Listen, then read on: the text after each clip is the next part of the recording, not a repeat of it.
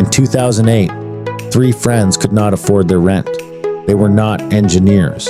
They were not business experts, and no investor believed in them. Yet, within just a few years, they built a company that completely disrupted the global hotel industry. Today, Airbnb is worth tens of billions of dollars. But what most people don't know is this: Airbnb almost failed more than once. So how did a simple survival idea turn into one of the most powerful companies in the world? Airbnb's story begins in a small apartment in San Francisco. Brian Chesky and Joe Gebbia were struggling graphic designers. Rent was high. Jobs were uncertain. Money was almost gone. At the same time, a major design conference was coming to the city. Hotels were fully booked. So they made a simple decision. They placed 3 air mattresses inside their apartment. They built a basic website and called it Airbed and Breakfast. 3 guests stayed with them. This was not a business plan. It was a way to survive. But that night revealed something important.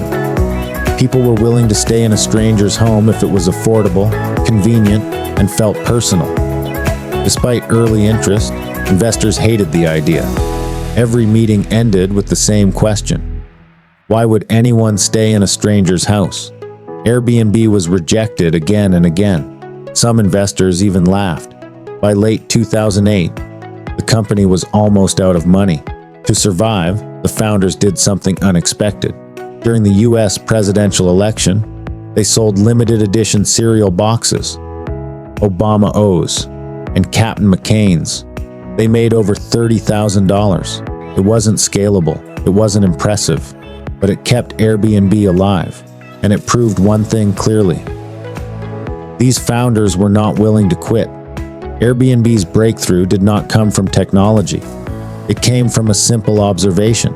Listings with better photos received more bookings, so the founders flew to New York themselves.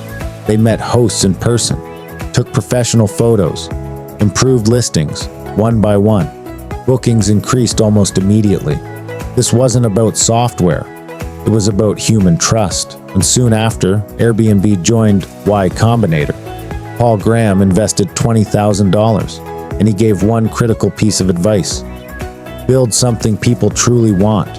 From that moment on, Airbnb focused on trust, verified profiles, reviews, secure payments. These decisions changed everything. By 2011, Airbnb expanded rapidly around the world. The company was not selling rooms. It was selling belonging. People no longer wanted hotels. They wanted authentic, local experiences. Growth followed quickly. Millions of listings, operations in more than 190 countries. Airbnb became a serious threat to the hotel industry. Hotels owned buildings. Airbnb owned people and connections. And most importantly, Airbnb scaled globally without owning a single property. Then came 2020. Global travel stopped almost overnight. Airbnb's revenue collapsed. The company laid off 25% of its workforce. Many believed Airbnb would not survive. But instead of panicking, the company simplified. Side projects were cut. Focus returned to the core hosting business. And something unexpected happened. When travel returned, people avoided crowded hotels. They chose private homes instead. In 2021, Airbnb went public. At its IPO, the company was valued at over $100 billion. A company that began with air mattresses had become a global platform. Airbnb did not win because of technology. It won because it understood people. Trust matters. Experience matters. Timing matters. While hotels optimized rooms, Airbnb optimized relationships. When others laughed, the founders listened. And when the world changed, they adapted instead of protecting the past. If Airbnb could turn rejection into global dominance, what business today do you think is being ignored, but might change everything tomorrow?